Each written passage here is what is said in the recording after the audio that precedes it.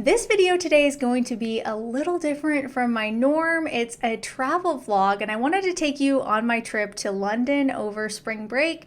I just got back a week ago and I wanted to share with you everything that I did on this amazing trip and kind of how I got to that point. So I took some footage along the way and I hope you enjoy it, and I really hope it inspires you to take the trip that you've been wanting to take and just go for it. A few years ago, when my family traveled to Egypt, it was a bucket list trip and there was 5 of us who went.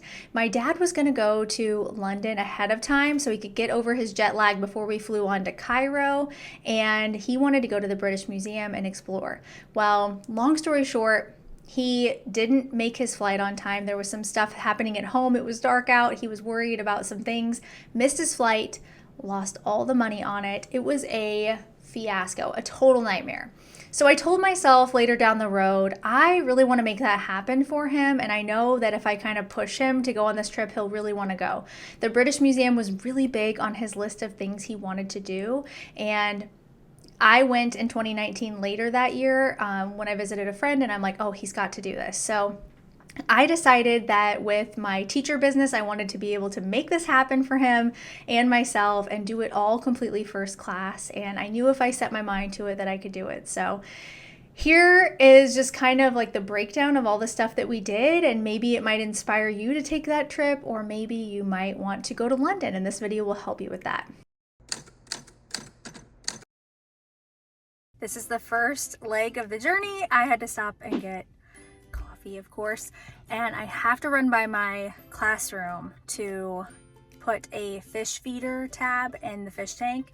Because I didn't get anybody to feed the fish while I was gone. So total teacher life. And then I'm headed to pick up my dad and we're off to the airport. All right, headed to pick up my dad, fed the fish. I will not be back in this place for a week, over a week. Woohoo!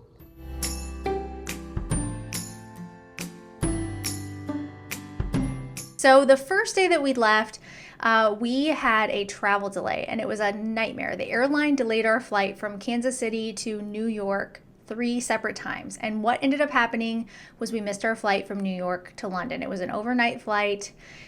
We were flying on JetBlue, first class in the Mint suites. Amazing experience, except then we were stuck at the airport and we'd been traveling, like waiting all day, and it was past the time of our flight, so the airline was like, you have to fly in the morning. Total nightmare. I'm still figuring out the paperwork for that to file a complaint. We ended up having to stay at the TWA hotel, which is inside of JFK's airport, and it's a really cool hotel because it's set in the 60s. However, the really uncool part was that we waited for 2 to 3 hours before we could even get a room. We were just sitting and waiting, so tired. And by that point, we were only going to get 4 hours of sleep in the hotel. So I'm trying to figure out that issue as well, with just kind of advocating for ourselves and the fact that our experience was not that great. We were glad to sleep a little bit and then get up and fly the next morning. And the experience on JetBlue was amazing. I cannot advocate for you on that note enough. If you have the means to do it, it is the most inexpensive first class flight I've found out there, and it was amazing. We had breakfast. They take your coat, they hang up your suitcase and everything. They put everything away for you. They bring you coffee, everything you could ever want.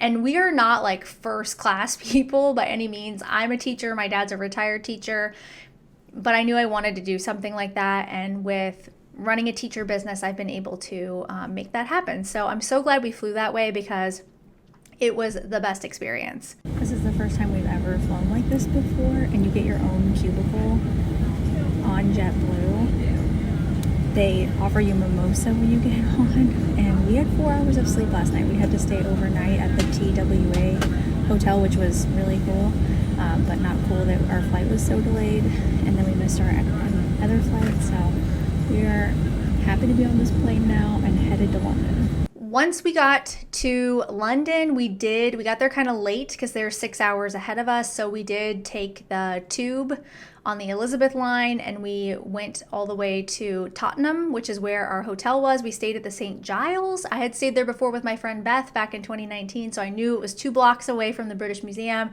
and it would be a safe and nice area to stay. And I'm glad we stayed there because it was easy to find. My memory served me well. So we kind of rested up and knew that the next day is when we were going to dive right in. So we went to this really cute restaurant near our hotel and had crepes and coffee, and then we headed off to the British Museum. My dad really wanted to see the Rosetta Stone and all of the Egyptian things, which was funny because once we got to the British Museum and you see all the Egyptian stuff, since we'd already been to Egypt 5 years prior, nothing compares to Egypt. But if you've never been to Egypt, the British Museum has quite the collection. The Rosetta Stone was really neat to see. Everybody races for that first, so just kind of plan ahead for that if you're going to go. The line starts getting around the block before they even open. So just kind of prepare ahead for that. We got here really early today. The other day we got here later and it is a lot less crowded. So if you're coming to the British Museum, come right away at 9 o'clock, get in line and just wait, because we were like the first people to see the Rosetta Stone. We walked around and just kind of got rid of our jet lag as much as we could and really enjoyed our first day there and checking things out. So after that, we decided that we were going to check out a really cool neighborhood. It's called Fitzrovia. It's near the area that we stayed. My dad needed a haircut really bad, so we went to this barber. His name was Nicholas. If you're in that area, he was very nice, gave my dad a great haircut, took his time, high quality, and it was just kind of fun to walk around. It kind of had like a Brooklyn feel if you've ever walked around Brooklyn before, and just cool little shops to check out, and not as crowded as the London streets. That's what I noticed the most, that it wasn't as crowded, which I liked. The next day, we decided to go to the Museum of Natural History. My dad's a big history buff and really wanted to check that out. They have a lot of dinosaur bones and that sort of thing. So we checked that out. It was very crowded as well. And he and I both aren't crowds people, but we knew that we kind of had to buckle up and get ready for that.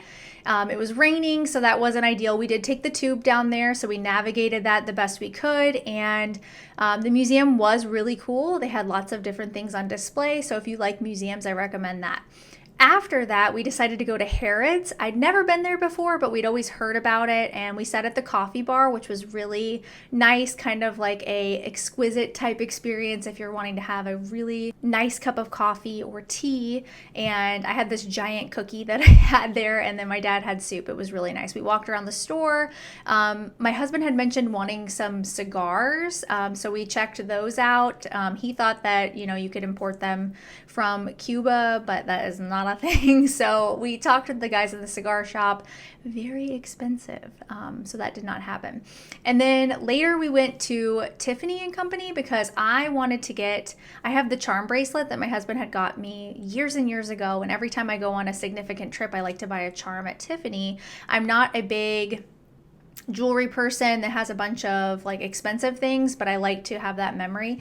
Well, Tiffany discontinued the charm, so I found that out the hard way. I ended up getting another charm bracelet. They were very nice, or another bracelet. They were super nice there. It was a cute little area. I can't think of it. Kind of near Soho, I think. Cute shop, and very close to where I was eventually going to go to the Peloton class, which I'll tell you about in a little bit, but a nice area to like hop on and off the tube as well. So we did that. We were very tired after that day. We spent a long day out and about, and navigating the tube definitely called for an Uber at the end of the day because we were done with doing that. The next day, we went back to the British Museum actually because my dad was like, okay, let's get in line sooner. Let's be first and check out the Rosetta Stone. I'm so glad we did because we were the first people to walk up to the Rosetta Stone. And then he was able to get better pictures and footage of it. That was very important to him. So I'm glad that we were able to do that. Getting there really early is super smart because our experience from the first time earlier in the week to this time, 1,000 times different. By the time we left, it was very crowded. We did eat lunch in the restaurant upstairs at the British Museum. It was very good. I highly recommend that. And then we were able to just like check that off of our list. My dad felt like he got to see all the things that he wanted to see. Later that day, we ended up going to a park. I think it was in Russell Square. It was walking distance from the St. Giles, and they had this amazing Italian restaurant. It was like a hidden gem. It was called Cafe Tropea, and they were a family that had come here from Italy. They've been there for over 40 years. Their food was the best Italian food I've ever had. I've never been to Italy, but I imagine it was very similar based on the people.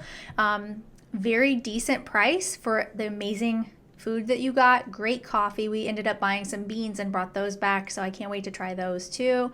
And just all around a really good experience if you're looking for a restaurant in that area. We actually ended up going back to the same restaurant the next day, and then we did the hop on, hop off bus tour, which I think is a great way to see London, especially on a crowded day. This was Saturday by that point. The city was really busy. It was Easter weekend, so a lot of kids were on holidays.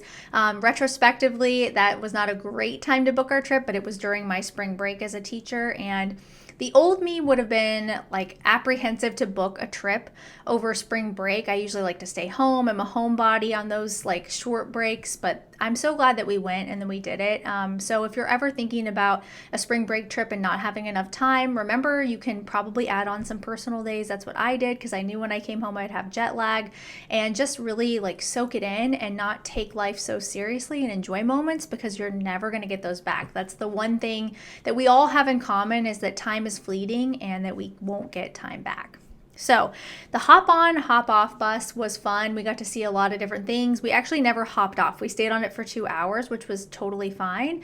And we were able to see so many things that we probably wouldn't have got to in the other parts of the city, like the London Bridge. We went over the River Thames. The River Thames we'd already been on because we went to this really cool pub that was built in the 1600s, I think. It's right off the River Thames. It's called the Prospect of Whitby. And I had my first ever fish and chips there, and that was really a cool experience because I don't really think I'm a fish person, but I really liked it. And just being in the bar made you feel like you were in old-timey London. I had actually seen it on an episode of Josh Gates, Expedition Unknown, which is my favorite TV show. And I'm like, Dad, we have to go there. We figured out how to get there, and it was kind of tricky because the streets are just, a little bit like here and there. It's not really set up on a grid like New York City, but it's worth going. I highly recommend that. The people were really nice there. The fish and chips were delicious. The beer was really good too, and it's a cool view of the River Thames. They even have a noose that's hanging from the backside of the bar because they used to hang people there. So it's a very historical place, as well as kind of a dark one. Our last day there was one of the most exciting things I got to do the entire time. I got into a live Peloton class at the Peloton Studios in London. I have a Peloton at home, and I've had one since 2020 when I taught virtually from home, and it's my favorite thing in the entire house of all the things that we have. My husband and I have been able to build a home gym, and Peloton has been a huge part of that for us. And taking a live class was like a dream of mine because if you know me, you know I love fitness. I love fitness classes. I used to be a fitness instructor. And I just love the experience of getting to try new things. And I got to take a boot camp with Jocelyn. She was so nice. She took the time to meet people afterwards.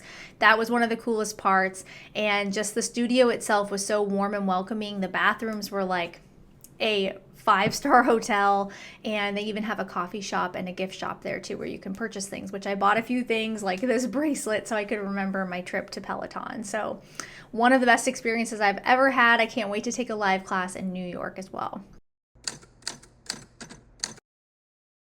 Flying home was great because we knew that the first leg of our trip was going to be JetBlue Mint again. We get to have our feet up, we could sleep. They give you everything you need, earplugs, a face mask, you get your own TV, all the food that you could ever want, and it was a great experience. And I'm telling you, if you can ever get a chance to fly that way, don't think that it's not possible, because I'm a teacher, my dad's a teacher, we were able to do it, and it really does make flying overseas so much nicer, knowing that you can put your feet up. I hope you enjoyed my travel vlog, stepping out of the normal content that I do here on YouTube, but I kind of wanted to give you a peek inside of my life and show you that I'm a normal person too, and I like to do fun things like travel and spend time with family. And knowing that you can do that when you're a teacher, and when you own your own teacher business, it makes it even better because you're not so worried about money all the time. And that's what this trip taught me, that life is short but sweet, and you can have memorable things like a trip to really tie a bow on something that you want to remember for a lifetime. So thanks for coming along on my travel vlog to London, and I'll see you next time.